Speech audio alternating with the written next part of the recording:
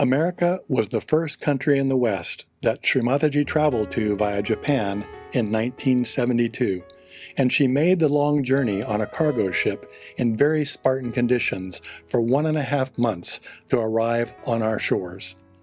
This marked the beginning of a 4 decades-long odyssey to bring her message of Sahaja Yoga and the experience of self-realization to Americans. The important question to answer, though, is why America and why at this particular time? It is perhaps instructive to understand the context of this period of our history to see why Shri Mataji chose to travel to the United States at that juncture in time. We were in the throes of winding down an unpopular, decades-long war in Vietnam and had been through the momentous changes brought on by the civil rights movement. America was also very enamored with the many Indian gurus descending upon this country, despite their efforts to market spirituality and turn it into a commercial enterprise, a practice which concerned Shri Mataji greatly and she spoke out openly against.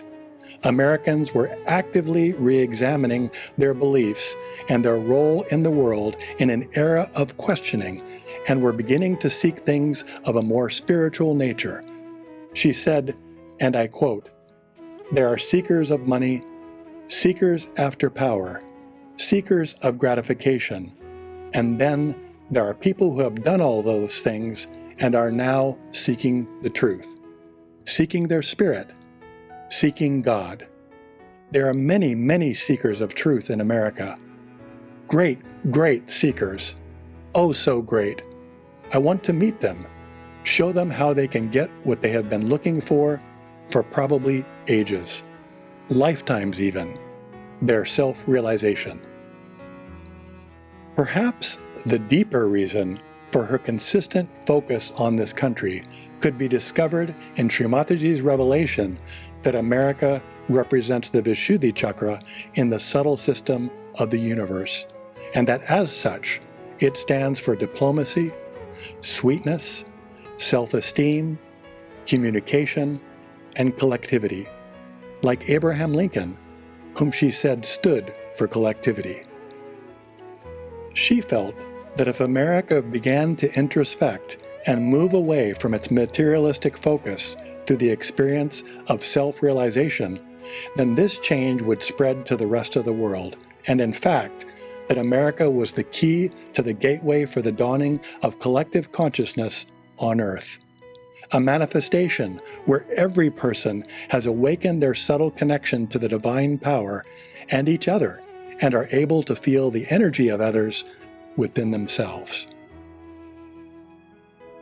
To this end of establishing Sahaja Yoga in the Americas, Shri Mataji engaged in extensive tours across North and South America every year, giving thousands the experience of self-realization in many cities on both continents for several decades, in literally hundreds of public programs, often lasting late into the night. She worked physically on many of the seekers until they could touch the state of thoughtless awareness and verify the existence of the subtle system within themselves.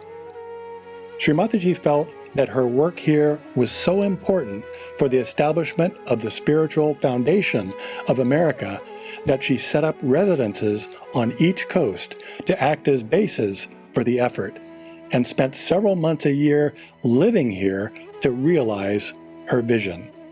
She established ashrams and meditation centers in many cities across the U.S., a school, a 110-acre spiritual retreat in upstate New York, as well as the formation of a registered nonprofit organization called Vishwa Nirmala Dharma, whose recognition in the United States was seminal in getting similar nonprofits established in multiple countries worldwide. Because of her ceaseless efforts, Sahaja Yoga has been established in most major cities in the US and Canada, and thousands are currently enjoying more balanced and peaceful lives. Her life of service to humanity both in the Americas and the world is unparalleled, and for this we owe to her a debt of supreme gratitude on the occasion of the centennial celebrations of her birth.